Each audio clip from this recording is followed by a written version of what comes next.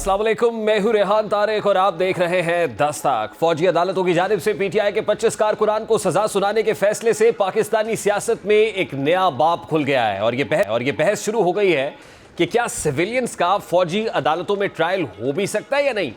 सवाल यह भी है कि क्या supreme court in military trials को कानूनी कवर देगी या फिर नहीं देगी। फिलहाल सुप्रीम कोर्ट ने मशरूत तौर पर फौजी अदालतों को फैसला सुनाने की इजाजत दी है ताकि कई महीनों से फौजी तहवील में फैसला सुनने के मुंतजिर ये कैदी अपना फैसला सुन सके। बहरहाल अब 25 कारकुनान को मिलिट्री कोर्ट्स के तहत सजा मिलने के बाद हुकूमती हलकों से ये इंदिया दिया गया है कि अब मजीद मास्टरमाइंड भी कानून की गिरफ्त में आएंगे। अब जाहिर है मिलिट्री ट्रायल पर तहरीक इंसाफ के रहनुमा भी भरपूर अंदाज में मुखालिफत कर रहे हैं, यहाँ तक कि तहरीक इंसाफ अदलिया के फैसले पर भी सवाल उठा रही है। रहनुमा PTI Asad Qaiser military court से मुतालिक सुप्रीम कोर्ट के फैसले पर तहफ़्फ़ुज़ात है, वो क्या कहते हैं, जरा उसकी एक झलक आपके सामने रखता हूं। ये अफसोस भी है, मायूसी भी इस पे है कि सुप्रीम कोर्ट का जो फैसला था इस पे हमें शदीद मायूसी है। इख्तियार दे दे और वो आइन और कानून के बरातर प्रेशर करे तो फिर आम आवाम किधर जाए। हमारे पास क्या है, देखो आइन हमें हक देता है कि हम पुरअमन एहतजाज कर सकते हैं।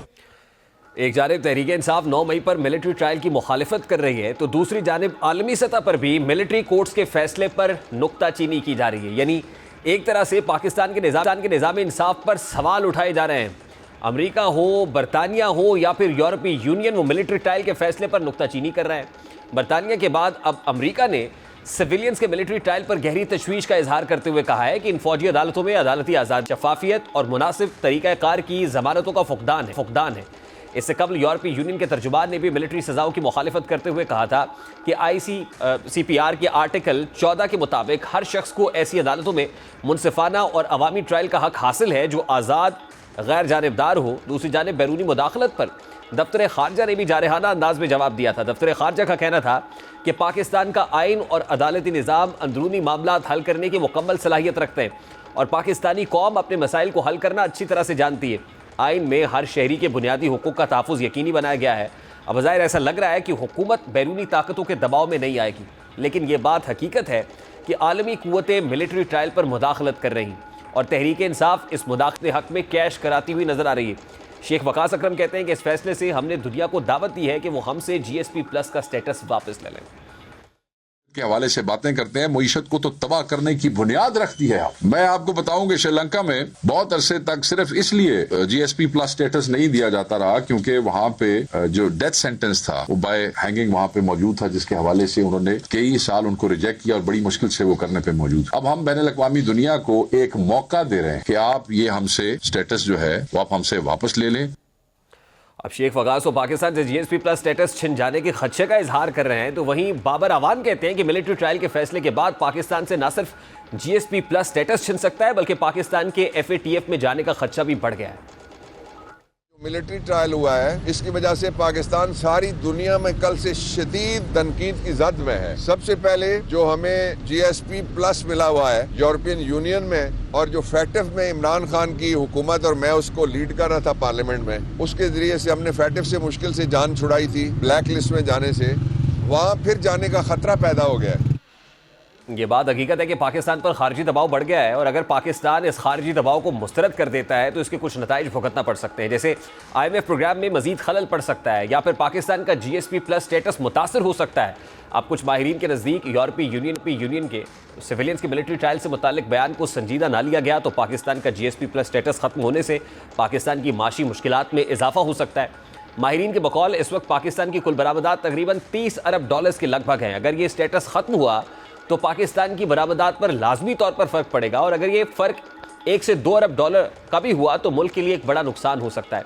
बैनुल अक़वामी तिजारत के माहिरीन के मुताबिक इस वक्त यूरोपीय यूनियन की तरफ से ये स्टेटस पाकिस्तानी मईशत के लिए इंतहाई अहम है। पाकिस्तान जब यूरोप में बरामदात करता है तो पाकिस्तानी ताजरों को ज़ीरो रेटेड और किसी टैक्स के बगैर अपनी मसनूआत यूरोपीय मंडियों में भिजवाने का मौका भी मिलता है। वज़ीर ख़जाना मोहम्मद औरंगज़ेब के मुताबिक यूरोपीय यूनियन का GSP+ प्रोग्राम पाकिस्तानी बरामदात बिलखुसूस कपड़े की सनत के लिए लाइफलाइन की हैसियत रखता है। यूरोपीय यूनियन की जानिब से पाकिस्तान को साल 2013 में GSP+ स्कीम देने से दोनों के दरमियान तिजारती हजम में 78% का जो इजाफा है, बड़ा इजाफा है, वो भी देखा गया। सिर्फ साल 2021 में ही यूरोपीय यूनियन के ममालिक के लिए पाकिस्तान की बरामदात में 86% इजाफे से 6 अरब यूरो से ये तजावुज़ कर गई। और अब तहरीक इंसाफ की जानिब से यह तासुर दिया जा रहा है कि अगर मिलिट्री ट्रायल के फैसले को कलअदम करार नहीं दिया जाता तो मुशत को नुकसान हो जाएगा। शेख रशीद भी इसी खदशे का इजहार कर रहा है। माहौल पाकिस्तान के ख़िलाफ़ बन रहा है कि शायद पाकिस्तान मईशत के और सरमायाकारी के बहुत बड़े बहरान में दाखिल हो जाएगा। पाकिस्तान मईशत और सरमायाकारी से तबाही की जानिब जा रहा है और इंटरनेशनल हमारी फ़ज़ा इतनी ख़राब हो गई है कि कोई सफाई देने के काबिल। अब आलमी ताकतें पाकिस्तान के मामलात में जिस तरह मुदाखलत कर रही हैं वो काबिल कबूल नहीं है। पाकिस्तान का अपना अदालती निज़ाम मौजूद है और जहाँ तक सिविलियंस के मिलिट्री ट्रायल की बात है तो हमारी अदालतें इस मामले को देख रही हैं और वो कानून के मुताबिक इस पर फैसला भी कर देंगी। अब जिस तरह सिविलियंस के मिलिट्री ट्रायल पर तहरीक इंसाफ शोर मचा रही है वो भी अपनी जगह पर है, उसी तरह 26वीं आईनी तरमीम पर भी तहरीक इंसाफ भरपूर मज़ामत कर रही है। और अब सुन्नी इत्तेहाद काउंसिल के सरबराह साहबजादा हामिद रज़ा की जानिब से भी 26वीं आईनी तरमीम के खिलाफ अदालत में दरख्वास्त दायर कर दी गई है।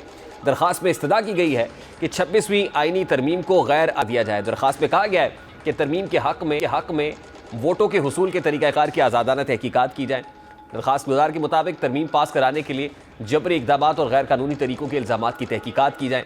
Supreme Court practice and procedure तरमीमी एक्ट 2024 और सुप्रीम कोर्ट में जजेस की तादाद तरमीमी एक्ट भी गैर आइनी करार दिया जाए। ये पटिशन भी कोर्ट के सामने है। और दूसरी तरफ जो GSP प्लस स्टेटस के ख़तरा है वो भी सर पर मंडला रहा है। उसके साथ ही जो मुज़ाकरात हैं पाकिस्तान तहरीक इंसाफ की हुकूमत के साथ वो भी जारी हैं। इस सारे मामले पर हुकूमती मौक़िफ़ भी लेने की कोशिश करेंगे। हमारे साथ कैसर अहमद शेख साहब मौजूद होंगे, लेकिन सबसे पहले शौकत यूसुफजई साहब ने पाकिस्तान तहरीक इंसाफ के रहनुमा उन्होंने ज्वाइन किया। अस्सलाम वालेकुम शौकत यूसुफजई साहब, बहुत बहुत शुक्रिया आपके वक्त के लिए।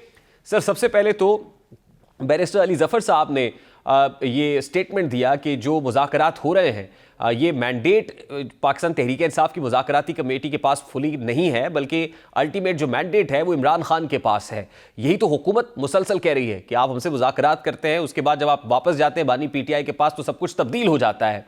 तो आपको लगता है कि इस तरह से इस तरीके से कोई कॉन्फिडेंस बिल्ड हो पाएगा, मुज़ाकरात कामयाब हो पाएंगे? बहुत शुक्रिया। नहीं जी, उनका मतलब ये नहीं है। इनका मतलब ये है कि ये जो हुकूमती कमेटी बैठी है ये कौन सा फाइनल फैसला कर सकती है। ये भी जब बातचीत होगी तो डेफिनेटली वो भी कहेंगे कि जब हम अपनी लीडरशिप से बात करते हैं बहुत सारे ऐसे इश्यूज आ सकते हैं ना।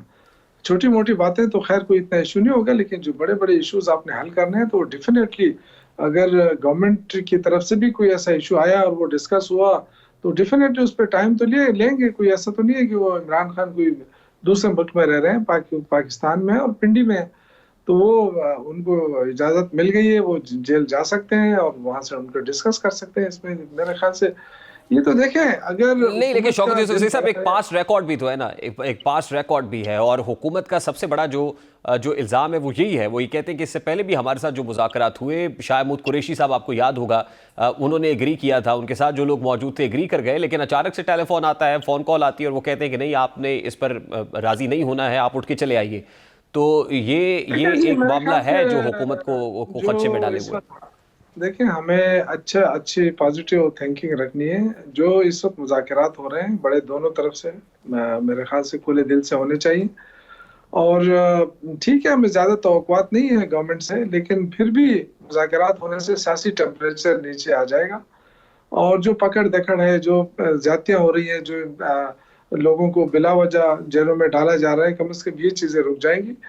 बाकी देखें हुकूमत भी इसको काफ़ी खींचने की कोशिश करेगी, लेकिन देखें हमारी तरफ से जो चार्टर फॉर डिमांड है वो 2 जनवरी को हो जाएगा। उसके बाद जो नेक्स्ट मीटिंग होगी हमारी कोशिश है कि जल्द से जल्द ये मीटिंग हो और दोनों तरफ से बैठक हो। और ये कोई बात नहीं है कि आप ये कहें कि जी इमरान खान से पूछकर हम जवाब देंगे। बिल्कुल सही कह रहे हैं, ये हुकूमती कमेटी भी यही करेगी। जो भी आप अगर डिसीजन लेना हो तो आपका क्या ख्याल है कि ये कमेटी जो है वो डिसीजन दे देगी कि हाँ जी ठीक है, ये इस पे हम एग्री हैं। शौकत यूसुफजई साहब, जो चार्टर ऑफ डिमांड्स है अभी उसको वेट करना है, जो 2 जनवरी को सबमिट कराएगी, क्योंकि हुकूमत की तरफ से भी ये कहा गया ना कि आप रिटन फॉर्मेट के अंदर हमें चार्टर ऑफ डिमांड्स दे दें। तो अभी क्या उसके अंदर कोई एडिशंस डिलीशंस होनी है? देखें ये तो चार्टर ऑफ डिमांड जो है वो तो डेफिनेटली 2 को हमारी तरफ से सबमिट हो जाएगा, जिसमें 3, 4, 5 चीज़ें तो बड़ी इम्पोर्टेंट है कि जो बेगुनाह लोगों को की गिरफ्तारियां हैं ये, और ये जो अदालतों के अंदर जो मुदाखलत होती है कभी कभार, और इसी तरह जो अदालतें लोगों को रिहा कर देती है फिर पुलिस आके उनको दोबारा गिरफ्तार कर लेती है, इसी तरह जो मैंडेट चोरी हुआ उस पर भी बात हो सकती है, आइंदा के इलेक्शन पे भी बात हो सकती है, क्योंकि ये तो बहुत इंपॉर्टेंट मीटिंग वो है ना, कमेटी है, तो बहुत सारे इश्यूज पे बात होगी, तो डेफिनेटली उस पर टाइम भी लगेगा।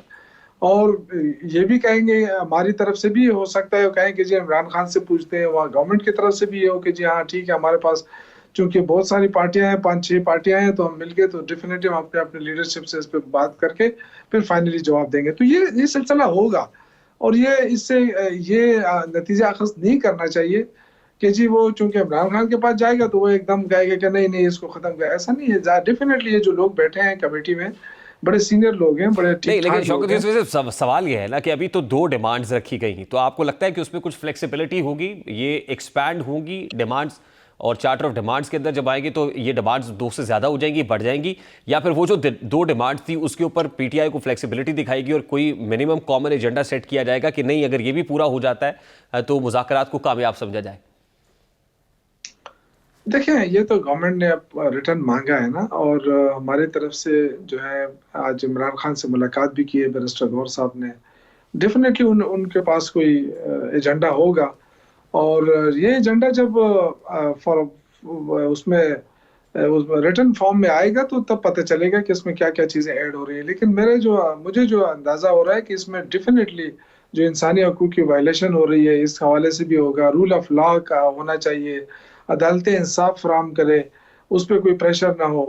और क्योंकि आपको पता है कि इमरान खान की ज़्यादातर केसों में तो ज़मानतें भी हो गई हैं, और अगर ये जो केसेज है अगर आप इसको सही मानों में चलाएं तो ये तो हफ्ते की भी केसेज नहीं है, इमरान खान तो वैसे ही रिहा हो जाएगा। लेकिन जो एक्स्ट्रा ऑर्डिनरी प्रेशर डाल के उनको रोकने की कोशिश हो रही है, इन चीज़ों पे बात तो होगी, डेफिनेटली बात होगी। जो मैंडेट चोरी हुआ है उस पर बात होगी, जो आइंदा के जो सिस्टम चलाना है मुल्क का उस पर भी बात होगी। देखिए इस वक्त बहुत पाकिस्तान काफ़ी मुश्किल में, अगर आप देखें ये जो 3.5 साल से इन्होंने कहा कि जी हम महंगाई ख़त्म कर देंगे, हम बेरोज़गारी ख़त्म कर देंगे, पैसा जो है वो मजबूत और मुस्तहकम हो जाएगा, लेकिन आप देख रहे हैं मईशत भी तबाही के ताने पे है।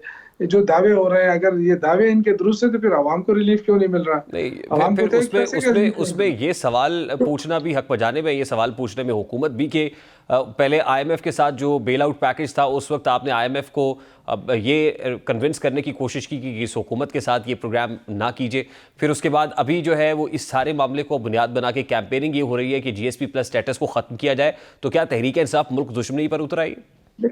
देखें एक बात याद रखें, अगर हम इतने ही स्ट्रांग हैं, जो बंदा जेल के अंदर बैठकर भी वो हुकूमत को शिकस्त दे रहा है, हुकूमत के पास जो सिफारत खाने हैं इनके इतना बड़े बड़े स्टाफ हैं, इतने बड़े बड़े खर्चे हैं, तो क्या ये अपने वो नहीं कर सकती है, अपने लिए लॉबिंग नहीं कर सकती है? ये तो देखें अपने फेल्योर को इस चीज़ पे डालना, ये तो आप तस्लीम कर रहे हैं कि इमरान खान जेल में बैठकर भी मजबूत है हमसे, और उसकी लॉबी बड़ी स्ट्रांग है बाहर मुल्क में। देखिए लॉबी क्या है, लॉबी पाकिस्तानी अवाम है, जो पाकिस्तानी अवाम जो बाहर मुल्कों में ओवरसीज पाकिस्तानी वो जो पाकिस्तान में आते हैं, हालात देखते हैं, जो इंसानी हकूक़ की वायलेशन देखते हैं, तो उनकी तो चीखें निकल जाती हैं कि ये कैसा मुल्क है। तो वो जाके बाहर जो रहते हैं उनके वहाँ वोट है, जिनको वो वोट देते हैं, बाकी पाकिस्तान के लिए आवाज़ उठाते हैं।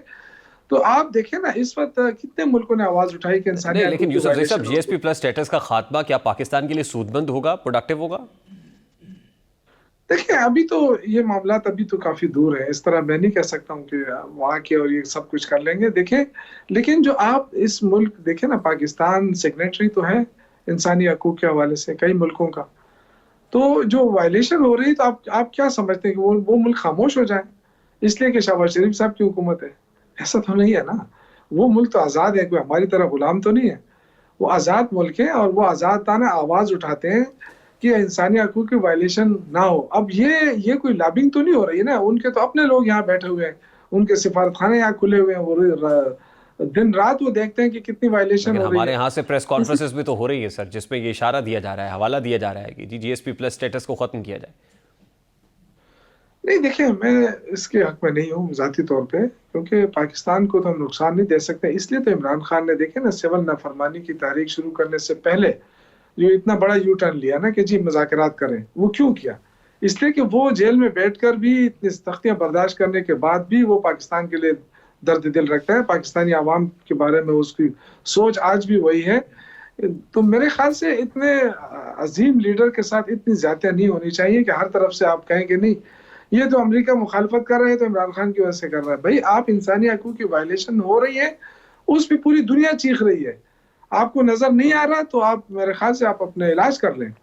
ये हुकूमत जो है ना कब तक इदारों को बदनाम करेगी और इदारों के सहारे पे अपने आप को आगे ले जाने की कोशिश करेगी। झूठ ना बोले कि जी हमारी हम मईशत मजबूत हो गई है। आप शाहिद हुसैन सैयद को सुने, वो क्या कह रहा है, वो भी तो पाकिस्तानी है ना, वो भी तो नून लीग का सेनेटर है ना, सेनेटर रहा है। तो ये सारी बातें जो है ये आप अगर खाकान अब्बासी साहब आज जो कुछ कह रहे हैं तो वो भी उनको भी हमने वो कहा है कि हम उस पर लॉबिंग किए। हुकूमत और तहरीक इंसाफ में मुज़ाकरात का बाज़ाब्ता आगाज़ तो हो चुका है, लेकिन इसके बावजूद बेयकीनी की कैफियत बरकरार है और ये बेयकीनी हुकूमत और ख़ुद तहरीक इंसाफ में भी पाई जा रही है कि कहीं बानी पीटीआई ऐन मौके पर यू टर्न न ले लें। हुकूमत को खदशा है कि अगर मुज़ाकरात नतीजा खेज़ मोड़ पर पहुँच जाते हैं और ऐन उस मौके पर बानी पीटीआई मुज़ाकरात से किनारा कशी इख्तियार कर लेते हैं तो सियासी बहरान ख़त्म होने की बजाय मज़ीद बढ़ सकता है। सेनेटर इरफान सिद्दीकी ने आज से कुछ रोज़ कबल मीडिया से बात करते हुए कहा था कि पीटीआई को हमसे पहले बानी पीटीआई से मुज़ाकरात करने चाहिए, ये ना हो सारे मामला तय होने के बाद अडियाला से ना हो। यानी ये खदशा बरकरार है कि बानी पीटीआई मुज़ाकरात से इन्हराफ कर दें। इसीलिए तहरीक इंसाफ हो या फिर हुकूमत वो मुज़ाकरात शुरू होने के बावजूद बानी पीटीआई के सियासी किरदार को शक की निगाहों से देख रही है, जबकि दूसरी जानिब हुकूमती इत्तेहादी भी इसको शक भरी निगाहों से देख रहे हैं और ये क़यास आराइयाँ भी की जा रही हैं कि मुमकिन तौर पर पीपल्स पार्टी हुकूमत से हाथ उठाकर तहरीक इंसाफ की तरफ अपना झुकाव बढ़ा सकती है। इस वक्त पीटीआई के लिए भी पीपल्स पार्टी सूदमंद साबित हो सकती है। जब पीटीआई सियासी मसलहत के तहत मौलाना फजल रहमान के करीब आ सकती है तो ये भी मुमकिन है कि अनकरीब पीटीआई और पीपल्स पार्टी में भी कुर्बतें बढ़ जाएं। सबसे बढ़कर पीपल्स पार्टी पीटीआई के लिए डील का कोई रास्ता तलाश करके उसे दे सकती है और उससे भी अहम यह है कि मिलिट्री ट्रायल के मामले पर भी पीपल्स पार्टी बानी पीटीआई समेत पीटीआई कारकुनान के लिए बड़े रिलीफ का सबब बन सकती है और इसमें सदर मुमलिकत आसिफ अली जरदारी अहम किरदार अदा कर सकते हैं, क्योंकि आईनी माहिरीन के मुताबिक 9 मई के सजायाफ्ता मुजरिमान अब आर्मी चीफ के रूबरू अपील दायर कर सकते हैं और अगर आर्मी चीफ सजाएं बहाल रखते हैं तो सदर पाकिस्तान के रूबरू आइन के आर्टिकल 45 के तहत मुजरिम रहम की अपील दायर कर सकते हैं। अब अगर सदर मुमलिकत के पास 9 मई के मुजरिमान का मामला जाता है तो ये उनकी सवाबदीद होगी कि वो उन मुजरिमान को माफ़ करते हैं या उनकी सज़ा को बरकरार रखते हैं। यानी सदर के पास मुजरिमान को माफ़ करने का आईनी हक मौजूद है। इस एतबार से देखें तो पीपल्स पार्टी पीटीआई के लिए 9 मई केसेस में बड़े रिलीफ का सबब बन सकती है। यही वजह है कि हुकूमत पीपल्स पार्टी को मनाने में लग गई है। कल वज़ीर आज़म शहबाज शरीफ और आसिफ जरदारी में अहम बैठक भी हुई। सदर मुमलिकत आसिफ अली जरदारी और वज़ीर आज़म शहबाज शरीफ में भी ये जो मुलाकात थी उसमें मुल्क की सियासी हालात, मदारिस रजिस्ट्रेशन बिल और दीगर अहम मामलात पर तबादला ख्याल हुआ। ज़राए के मुताबिक मुलाकात में मुस्लिम लीग नून और पीपल्स पार्टी के दरमियान पावर शेयरिंग, पंजाब में पीपल्स पार्टी को दरपेश मसाइल और दोनों जमातों के तहफ़्फ़ुज़ात ज़ेरे गौर आए और आज पीपल्स पार्टी नून लीग के दरमियान पावर शेयरिंग का मामला पीपल्स पार्टी और नून लीग के मेंबरान का गवर्नर हाउस में इजलास हुआ। अब जाहिर है पीपल्स पार्टी पंजाब में अपना सियासी मकाम वापस हासिल करना चाहती है, इसलिए वो पंजाब में खुद को सरगर्म रखना चाहती है और जाहिर बात है कि नून लीग नहीं चाहेगी कि पंजाब में पीपल्स पार्टी का वोट बैंक बहाल हो। बहरहाल देखना यह है कि दोनों जमातों में इस हवाले से मामला तय हो पाते हैं या नहीं। इस वक्त पाकिस्तान मुस्लिम लीग नून के मरकज़ी रहनुमा वफाकी वज़ीर कैसर अहमद शेख साहब ने भी ज्वाइन किया। अस्सलाम वालेकुम कैसर शेख साहब, बहुत बहुत शुक्रिया आपके वक्त के लिए। सर, सबसे पहले तो सिविलियंस के मिलिट्री कोर्ट ट्रायल के मामले पर ना सिर्फ बरतानिया बल्कि अमरीका भी तशवीश में मुब्तला है। यूरोपीय यूनियन इस हवाले से अपने कंसर्न शो कर रही है और अब GSP+ स्टेटस के ऊपर भी जो खतरात है वो मंडला रहे हैं। How do you see that कि पाकिस्तान को इसकी क्या इम्प्लीकेशंस बर्दाश्त करने पड़ सकते हैं? बिस्मिल्लाहिर्रहमानिर्रहीम। देखिए, ये जो मिलिट्री कोर्ट का फ़ैसला हुआ है ये हमारी शरीयत, ये जो हमारे आइनी बेंच थे उन्होंने, जो सुप्रीम कोर्ट है उसने अलाउ किया था कि आप सज़ाओं का ऐलान कर सकते हैं, क्योंकि ये हमले मिलिट्री इस्टेब्लिशमेंट पे हुए थे, हमारी फ़ौजी इस्टेब्लिशमेंट पे हुए और ये कभी ऐसा नहीं हुआ। ये एक अनहोनी बात है। मैं समझता हूँ शायद ही किसी मुल्क में ऐसा हुआ हो। एक किस्म की बगावत हुई है कि हमारे अपने जना हाउस पे और इसी तरह फ़ौजी इंस्टॉलेशन पे जो हमारे हीरो थे उनके जो मुजस्मे थे। बट शेख साहब, हैविंग सेड दैट, आईनी बेंच का ये फैसला भी जुज़ वक्ती है। ये अभी सुप्रीम कोर्ट ऑफ पाकिस्तान के फैसले से मशरूत है, ये गैर मशरूत फैसला नहीं है जो फैसला सुनाया गया है। तो इसलिए जो इंसानी हुकूक की खिलाफ वर्जी की बात हो रही है, बुनियादी इंसानी हुकूक की बात हो रही है, इंटरनेशनलाइज हो रहा है ये इशू, ये इतनी सादा बात तो नहीं होगी आगे चल के जितनी सादगी से आप बयान कर रहे हैं। नहीं, मैं सादगी से नहीं बयान कर रहा, आप अपना पॉइंट दे रहे हैं। मैं सिर्फ ये कह रहा हूँ कि ये कोई फ़ैसला खुद नहीं किया फ़ौजी अदालतों ने, पहले आईनी बेंच जो है वो सुप्रीम कोर्ट का, उन्होंने उसको इजाज़त दी है। और ये हमले जो हुए हैं ना, वो अब आप मुझे बता दीजिए, दूसरे मुल्क जो तनकीद कर रहे हैं, उनके मुल्कों में कभी ऐसा हुआ है कि उनके अपनी फ़ौजी तनसीबात पे अपने अवाम हमला करे और फिर उन्होंने एक्शन ना लिया हो? ये बिल्कुल डिफरेंट नोयत का 9 मई का वाक़या हुआ है। और अगर उन किसी की फ़ौजी जो हमारे शुहदा की जो यादगारें हैं उन पे हमले हुए हैं और हमारे फ़ौजी तनसीबात पे हमले हुए हैं, ये मेरा पॉइंट ऑफ व्यू है, आपका आप डिफ़र कर सकते हैं। तो इसके लिए तो करार वाकई सज़ा देनी है। वो मुल्क भी अपने अपने लिए जहाँ उनके यहाँ कोई मामलात होते हैं तो फौरी तौर पे बड़ी तेज़ रफ्तारी से सज़ाएँ देते हैं।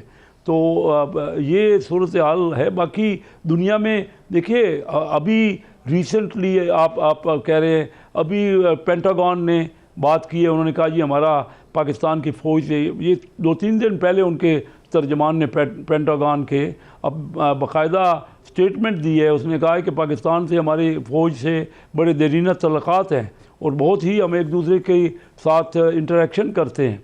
तो ऐसी बात नहीं है कि इससे कोई नहीं, लेकिन देखिए ना कैसे शेख साहब, आज आप सिविलियंस के मिलिट्री कोर्ट में ट्रायल को लेजिटिमाइज कर रहे हैं। हो सकता है कल को आप ऑपोजिशन में हो तो उस वक्त क्या राय होगी वो अभी तक अननोन है। लेकिन इंटरनेशनली यूरोपीय यूनियन जिस तशवीश का इजहार कर रही है, या बरतानिया कर रहा है, या अमेरिका कर रहा है, तो ये भी तो एक हकीकत है ना।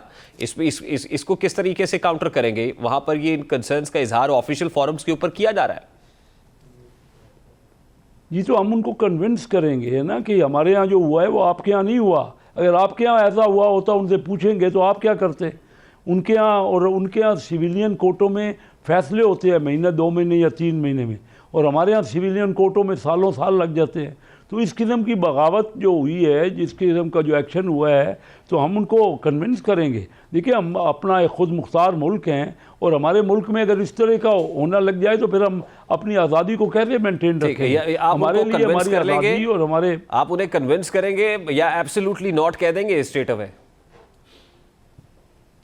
देखिए, एब्सोल्युटली नॉट तो हमारे यहाँ एक पार्टी के लीडर ने ही कहा है। हमने तो उनसे बड़े अच्छे तल्लुकात रखे हैं। हमारे यूनाइटेड स्टेट से या यूरोप से जब से पाकिस्तान बना है कॉर्डियल रिलेशन है, हमारे बहुत ही गहरे तल्लुकात हैं। हमेशा हमने उनकी मदद की है, उनकी इमदाद की है। उन्होंने आके यहाँ पे जो भी अफ़गानिस्तान में जिस किस्म के एक्शन हुए, पाकिस्तान ने तो फुल उनकी सपोर्ट की है और उनको जो है हर किस्म का तावन करते रहे। तो हम देखिए ना, हम तो हर मुल्क से रिलेशन अपने बनाना चाहते हैं और रखना चाहते हैं, लेकिन उसका ये मतलब नहीं कि कोई हमारे मुल्क में आके हमला कर दे तो फिर हम ये कहेंगे हमें अपनी सलामती और अपनी जो हमारा डिफेंस है वो सबसे ज़्यादा अजीज़ है। शेख साहब, क्या पाकिस्तान एब्सोल्युटली नॉट कहने की पोजीशन में है आज? नहीं है, ना पहले था ना अब है। आज की दुनिया में एक गांव होता है, एक बड़ा गांव हो गया दुनिया, एक दूसरे से इंटरकनेक्टेड है। हमारी ट्रेड है, हमारे रिलेशनिंग है। आज हम IMF के प्रोग्राम में हैं और IMF के प्रोग्राम में ये तमाम ममालिक शामिल हैं, उनकी सपोर्ट है हमें। और पाकिस्तान कभी भी देखिए ना, किसी भी मुल्क से मुखासमत लेने वाली पोजीशन में ना है, ना हम लेना चाहते हैं हम। लेकिन अपने जो हमारे सूरत हाल है, हम अपना डिफेंस का जो पॉइंट ऑफ व्यू है उसको तो बरकरार रखना चाहते हैं कि हमारे मुल्क का आप इस बात से एग्री कर रहे हैं कि एक तो लोकल इस्टेब्लिशमेंट है, दूसरी इंटरनेशनल इस्टेब्लिशमेंट, और इंटरनेशनल इस्टेब्लिशमेंट भी मुसल्लमा हकीकत है, वो जब को फैसले करती है तो उसके असरात नुमायां होते हैं। जी बिल्कुल होते हैं, दुनिया पूरी एक दूसरे से इंटरकनेक्टेड है। लेकिन ये हमने क्लियर कर दिया हुआ है, आज से नहीं। जब हमने न्यूक्लियर बनाया, आप बताइए कि दुनिया उस वक्त नहीं देख रही थी, दुनिया ने बर्दाश्त किया ना, उन्होंने देखा ना कि हमने कितने दुनिया के मुल्क हैं जिन्होंने न्यूक्लियर स्टेट है, तो हमने न्यूक्लियर की डेवलपमेंट अपना इनरिचमेंट की, क्योंकि हमारे रीजन में हमें अपने डिफेंस का ख़तरा है। हमने अपने अपने तहफ़्फ़ुज़ के लिए ये काम किया है। और अगर हमारे मिसाइल की जो डेवलपमेंट है वो भी हमारे डिफेंस की वजह है। और हम पूरे साउथ एशिया में तवाज़ुन बरकरार रखना चाहते हैं। हम किसी की इस बात में नहीं आएंगे, चाहे कोई कितना भी ज़ोर लगा ले। हम अपने सलामती को किसी सूरत में भी उस पर आँच नहीं आने देंगे। लेकिन हम झगड़ा नहीं, हम तो तल्लुकात रखना चाहते हैं। लेकिन अगर किसी दूसरी की साइड से वो बिल्कुल वन साइडेड फैसले करते हैं तो फिर हम तो उसको नहीं बर्दाश्त कर सकते। ठीक, लास्टली शेख साहब, मुज़ाकरात, आज मुज़ाकरात किसकी ज़रूरत है? तहरीक इंसाफ की ज़्यादा ज़रूरत है या हुकूमत ज़रूरत महसूस कर रही है? मैं समझता हूँ मुज़ाकरात पाकिस्तान की ज़रूरत है। पाकिस्तान के 24-25 करोड़ लोगों की ज़रूरत है। और ये मुज़ाकरात के बग़ैर तो देखिए वर्ल्ड वार हुई, जंग अज़ीम हुई, उसके बाद भी मुज़ाकरात किए गए। हमारी दुश्मन ने 2 बार इंडिया से हमारे जंग हुई, उसके बाद भी मुज़ाकरात हुए। मुज़ाकरात तो बदतरीन दुश्मन के साथ भी होते हैं। और ये तो हमारे अपने लोग हैं, हमारे अपने मुल्क के लोग हैं, हमारे अपने उनकी और हमारी थिंकिंग में फ़र्क हो सकता है, स्कूल ऑफ थाट फ़र्क हो सकता है। लेकिन ये कहना हम हर सूरत में मुज़ाकरात हर एक की ज़रूरत है। मुज़ाकरात के बगैर कभी कोई मसला हल नहीं हुआ। बहुत बहुत ये मैं समझता हूँ। बहुत शुक्रिया। कैसे नाकिस पॉलिसीज, बढ़ती कीमतों और हाउसिंग बहरान की वजह से मुंतखब वज़ीर-ए-आज़म को अपने ही अरकान की मुखालिफत का सामना करना पड़ रहा है। हैरानकुन बात यह है कि वज़ीर-ए-आज़म से इस्तीफ़े का मुतालबा अपोजिशन की जानिब से नहीं बल्कि अपने ही साथी अरकान की जानिब से किया जा रहा है। वज़ीर-ए-आज़म की जमात से ताल्लुक़ रखने वाले 50 अरकान ये मुतालबा कर चुके हैं कि वज़ीर-ए-आज़म को फौरी तौर पर इक़्तिदार से उतर जाना चाहिए। सबसे बढ़कर वज़ीर-ए-आज़म को 2 बड़े सियासी धचके उस वक्त लगे जब उसके वज़ीर ख़जाना ने अखराजात से मुताल्लिक़ पॉलिसी तनाज़े के दरमियान इस्तीफ़ा दिया। और फिर दूसरा धचका ये लगा कि तमाम अपोजिशन जमातों ने हुक्मरान जमात से ही वज़ीर-ए-आज़म को घर भेजने के लिए मदद मांग ली। और अब बज़ाहिर यही लग रहा है कि वज़ीर-ए-आज़म के अपने साथी अपोजिशन से मिलकर उनकी हुकूमत के खात्मे का बाइस बनेंगे। यही वजह है कि वज़ीर-ए-आज़म को ये मशवरा दिया जा रहा है कि वो अपने खिलाफ मार्च में मुतवक्के तकरीबन कामयाब होने वाली तहरीक अदम एतमाद से 1 माह कबल मुस्ताफ़ी हो जाए और पार्टी उनकी जगह एक अबूरी रहनुमा मुंतखब कर ले ताकि वो नए इंतखाबात की तैयारी कर सके। अब जो वज़ीर-ए-आज़म मुश्किल में है उनका ताल्लुक कनाडा से है। ये कोई और नहीं जस्टिन ट्रूडो है, जिनकी पॉलिसी से अपोजिशन ही नहीं बल्कि उनके अरकान भी बेजार हो चुके हैं। अब लगता यही है कि कनाडा में नए साल में नए इलेक्शंस के नतीजे में नई हुकूमत बनने जा रही है। भारत की कड़ी मुखालिफत के बावजूद पाकिस्तान 28 साल बाद आईसीसी इवेंट की मेज़बानी करने जा रहा है। आईसीसी ने चैंपियंस ट्रॉफी के शेड्यूल और ग्रुप्स का ऐलान कर दिया है। इवेंट का इफ्तिताही मैच 19 फरवरी को कराची में पाकिस्तान और न्यूजीलैंड के दरमियान खेला जाएगा, जबकि फाइनल 9 मार्च को होगा। लेकिन पाकिस्तान वो वाहिद मेज़बान मुल्क है जिसको अब तक ये अंदाज़ा नहीं है कि वो फाइनल मैच की मेज़बानी करेगा या फिर भारत के फाइनल मैच में पहुंचने की सूरत में फाइनल मैच यूएई में खेला जाएगा। भारत ने हर मुमकिन कोशिश की कि पाकिस्तान को इवेंट की मेज़बानी से किसी तरीके से दस्तबरदार कर सके और अब इसके मनफी किरदार पर आलमी मीडिया भी अपनी बरहमी का इजहार कर रहा है। अखबार टेलीग्राफ का कहना है कि चैंपियंस ट्रॉफी में भारत को फ़ायदा पहुंचाने के लिए खेल की साख को कुर्बान किया गया। भारत अपनी ताकत से पाकिस्तान को फाइनल की मेज़बानी से रोक रहा है। खेल में भारतीय असर और रसूख की मिसाल खेलों की दुनिया में नहीं मिलती। बरतानवी अखबार के मुताबिक चैंपियंस ट्रॉफी के 2 वेन्यूज़ पाकिस्तान और यूएई रखे गए हैं, जबकि फाइनल लाहौर में शेड्यूल है। तब इंडिया पहुंचा तो फाइनल यूएई में खेला जाएगा। एक मुल्क के पास इतनी ताकत है कि वो दूसरे मुल्क को फाइनल की मेज़बानी से रोक सकता है। फाइनल के वेन्यू का 4 मार्च तक यानी 5 रोज़ पहले तक इल्म ही नहीं होगा। इसकी कहीं मिसाल नहीं मिलती। बरतानवी अखबार टेलीग्राफ के मुताबिक लाहौर 1996 के वर्ल्ड कप के फाइनल की मेज़बानी के बाद फिर इस इवेंट के फाइनल की तैयारियां कर रहा है, लेकिन शायकीन और मुंतज़मीन को ये नहीं पता कि फाइनल लाहौर में होगा भी या नहीं।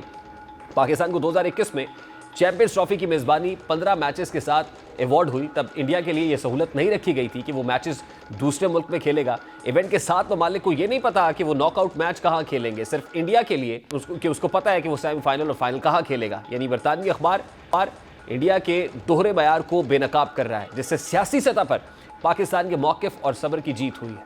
दुनिया पीसीबी के मस्बत किरदार को सराह रही है और पीसीबी बीसीसीआई मुसलसल तनकीज़त में भी है। प्रोग्राम के वक्त अपने इख्तिताम को पहुंचा। आपसे मुलाकात होगी इंशाअल्लाह कल। अपना रखिए ख्याल। अल्लाह हाफ़िज़।